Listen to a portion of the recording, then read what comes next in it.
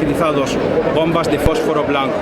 Hay fotos que nos llegan desde Gaza de bombas de fósforo blanco que están matando a la gente con ellas.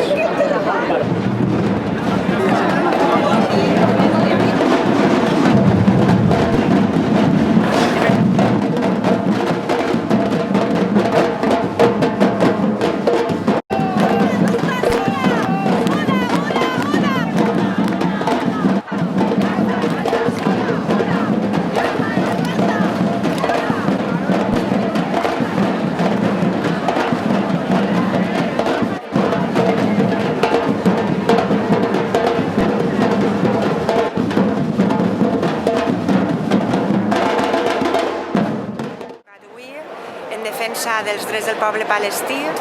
en una guerra injusta, en una ocupació injusta que està duent-se per davant vides humanes, vides de xiquets, en una crueltat infinita que Israel està aplicant sobre el poble de Palestina i, per tant, sols la pressió internacional pot aturar